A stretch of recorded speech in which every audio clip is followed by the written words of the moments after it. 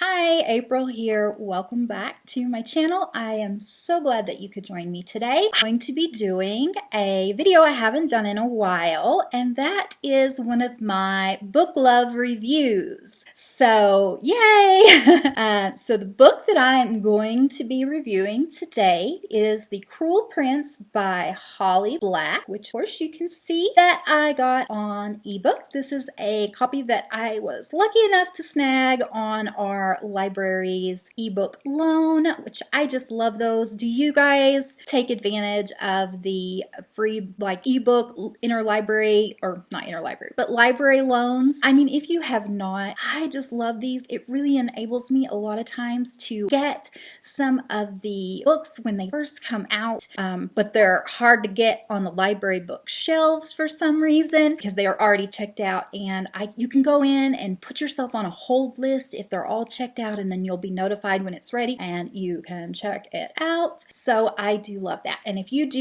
take advantage of that interlibrary or library loans, ebook loans, go ahead and leave that in the comments below and tell me about your experience with it. If it's something that you haven't tried, I do encourage you to check it out. Let's talk about my book love reviews. Because I haven't done a book love review in a while, and I might have some new subscribers here that are not familiar with them, I'm going to go over just real quick my style of reviewing. I do two types of reviews mainly. That is my indie author or indie book spotlights, which of course are featuring independently published books.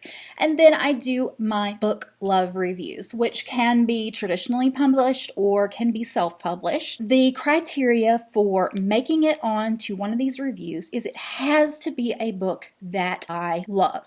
I either love the book as a whole, I love one of the characters, I love the setting, I love the writing. You know, I may not love all of the aspects of the book put together, but it has to have some aspect that I love. I just don't do critical or negative reviews. I do watch them. I find them entertaining. As an author, they scare me to death, but they also teach me a lot about what readers want and some of the things to avoid. So there is a lot of valuable input in those type of reviews.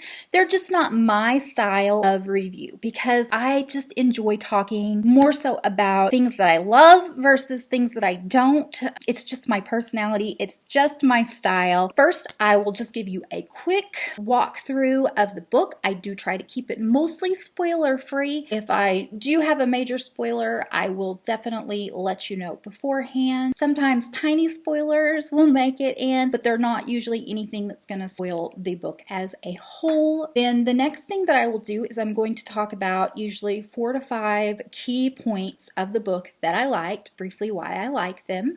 Then I'll talk about the aspects of the book that I maybe didn't love so much and why. Then the third thing that I'm going to do is give you a rundown of who I think might also enjoy this particular type of book, whatever it is. Let's get into it. I haven't done a book love review. I've read some good books that I really enjoyed, and read some that really disappointed me, and I've read some that are just they're good. I don't regret reading them. This book, from the minute that I picked it up, I knew this wasn't gonna let me down. I've read some of Holly Black's other books. The Coldest Girl in Cold Town was one that I read, and this is my favorite book of hers that I have read. What is this book about? This is a story of 3 sisters, 2 of which are twins, and the other is their half-sister who is part fairy. It involves them basically being whisked away from the human world to be raised in the fairy world. So this is a book that has some darkness to it. It has some fairy tale-like moments to it. It has some sibling relationship. It has spies. It has intrigue. And overall, I just absolutely love this book as a whole. What did I love about it? First thing that I loved about this book is it is exceptionally well written. It flows nicely. The pacing is good. At the beginning, it's a teeny bit slow to start, but you're not bored by it at the same time. Like you're still intrigued. You still know that something's going to happen. So it is very well written. The sensory details in this, which you guys know, if you watch my videos, is a big thing to me, really draw you in, tells you what you need to know about the story without telling you. You don't feel like things are being over-explained. You don't feel like you're being hit over the head with things you've already picked up on, which is something that I've really seen in a lot of books that I have been reading right lately. So I was super excited that this is exceptionally well written. As a writer, this is the style of book that I would look up to, that I would look to in my own writing as a inspiration, because it is very well crafted. I loved the plot, guys. Now I read a lot and I usually can predict what is going to happen in most books. If not specifically in a general broad idea, I can grasp what's going to happen. And this book had a plot twist that caught me completely off guard. I did not see it coming. I love that. I love a plot twist that you can look back on it and go, aha, I see now that it makes perfect sense. It's not one of those plot twists that's just thrown in there and you're like, where did this come from? It doesn't fit. You know, it makes sense. It makes sense. And I loved that about this particular book. As always, it does have, of course, I said siblings. So there are sibling relationships, which are complicated. They're complex. And I love that in a book. I adore those relationships between siblings. I love how they can play into it and deepen it and just really get you interested in the characters, rooting for those sibling relationships. I will say, guys, I love the idea of fairies. I have a hard time loving a lot of fairy books. I don't know why. Sometimes I just can't get into them. They just don't click. I may like it, but I don't love it. This is the absolute first fairy themed book that I absolutely love. I loved the way the fairies are portrayed in here. There's some complexity there, but it stays kind of true to a lot of the things that you think about fairies, you know, kind of being tricksters. And I loved this. This totally changed my outlook on fairy books, because I've read a lot, like I'm drawn to them, I want to read them, and then I'm usually just disappointed because there's just something about them that I guess it falls short of my expectations of what I want it to be. Yes, a big hit with the fairy. The world building in this is excellent. You get a feel for the place, you get a feel for the culture, the environment, and then that's contrasted a little bit with the times that the girls go back into the human world, and you see that conflicts. You see the way each of the girls has a different feel toward the fairy world and the real world. Fairy sister, that's Fair Viv, she is really kind of drawn, like she wants to go back to the human world. She doesn't want to be in the fairy world at all, but of course she wants to embrace her fairy attributes in the human world. And that I thought was just very realistic. It really made her stand out and made her very real. The twins, which are the main character Jude and her sister Taryn, they're twins, but they're definitely different. You know, Taryn just kind of wants to fall in love. She wants to blend into the fairy world. She doesn't want to cause problems. She doesn't want to be better than the fairies. She just wants to blend in. Whereas you have Jude, who first she really thinks that she wants to be knighted. Then it evolves into this quest where she really wants power. And then kind of she evolves as a person where it's more about protecting her siblings. So I do love that. Those are the things that I love. This book. It was a page turner. I read it, devoured it in one day, which is always a sign of a book I love. Now I'm going to talk about some of the things that maybe I didn't love about it. First one is that it ended. I really didn't want this book to end. Like I was like, no, we're at the end and I have to wait a really, really long time for the sequel. So I did not like that, but that's a good thing. I mean, you want to not want the story to end. Jude has a relationship in this book. It is a pivotal kind of turning point. It's important to the story. So I know why it's in there. I didn't ever buy it. I just didn't buy her relationship. Even though it's a turning point, it needed to happen. It moved the plot. It's good. It didn't ruin the story for me at all.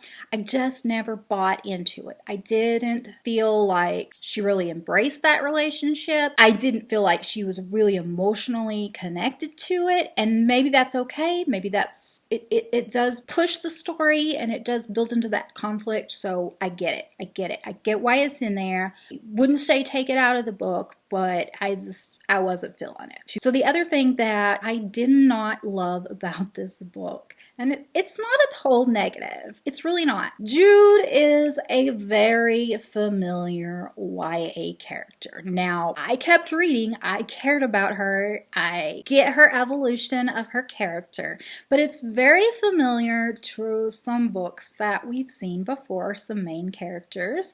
A+ to the author, because this is a type of character that is popular, it sells well. I don't know, she probably didn't intend it to come out this way. You do have a strong female character who she tries to find who she is. She tries to be good. She's good at her core, and then she gets to a point where she has to make the choice to do bad things to get ahead. And yeah, so you kind of, maybe that sounds familiar. It's maybe a trope now. I don't know. I don't dislike it, but I wish that there were some things about Jude that made her stand out from that did really made her different. And this is the first book of the series, so maybe we're gonna see that type of evolution of her character as we go along. So this may just be a stage, and she may not be set in stone as this type of character. Harsh world. And that is a difference, I think, that makes a huge difference in this book and this character versus some of the other books where you see this type of female character, is that this is a harsh world that she lives in. And she has everything stacked against her because she's not magical. She doesn't have powers. She's good with a sword, but how much fighting, but how much is that really worth when you're up against magical creatures? And she's really looked down upon. So I can see in this where I do like her character type better than I liked it in some other books, but overall loved it. I do recommend giving it a read. And so who might enjoy this book? So if you're a Holly Black fan, I don't need to tell you that you should read this, and you're probably going to enjoy it because her style of writing really shines here. It is definitely her, like I said, my favorite book by her that I've read. If you love fairy books, I think you'll love this one. Me, not so much a fan of fairy books, but this one's a turnaround book for me. So definitely give it a read. If you like some strong female characters, I'm just gonna go ahead and say that if you're a fan of Sarah J. Maas, I think that you should read this book because you do have some character similarities that I talked about there. So you might really enjoy Jude if you enjoyed some of the characters in Sarah J. Maas's unexpected plot twists. If you like a book that really has something unexpected in store for you, you should read this. And last but not least, if you are like me, and please tell me in the comments below, thumbs up, if you are a huge fan of books with a sibling relationship. And it doesn't have to be a positive sibling relationship. It can be a play on the conflicts. And I think that's what I love, that conflicted sibling relationship where you really have siblings and they love each other, but at the same time, they maybe don't like each other and they're torn by that and the bonds and everything. So if you're a huge fan of that, I'd love to hear about it in the comments. What are your favorite sibling relationship books? Are there any that I've missed that I need to read? I would love for you to tell me about that so that I can check them out. All right, guys, so that brings me to the conclusion of my book love review, which I am so glad that I read this book. I am so bummed that I have to wait like a year for the sequel. Get to subscribe to my channel if you enjoy my book love reviews. If you want to stay up to date, some more writing videos coming your way soon. And don't forget, if you haven't, that you can pick up the copy of my book, Writing Prompts Decoded, Creative Prompt Ideas to help you create content for your fiction books. So if you are an author or a writer, this is a book that you can use alongside your work in progress. It's great for getting you past like those stuck points, or when you don't know where to write or what to write. These prompts are something that will build value into your writing, but at the same time, you'll still be focused on your work in progress. So that was one of the things about writing prompt books writing prompts was most of them I found were geared toward new story ideas. And I have a plethora of story ideas. I have a brand new story idea that I've been working on, excited about it. It's Little Red Riding Hood inspired. So ideas are not my issue, but I just wanted some prompts to use alongside my work in progress books. You can pick that up. The ebook copy is available on Amazon. I will leave the link below. The paperback copy is coming soon. Thank you guys so much for joining me today. Hope that you have an amazing week. I will see you next time.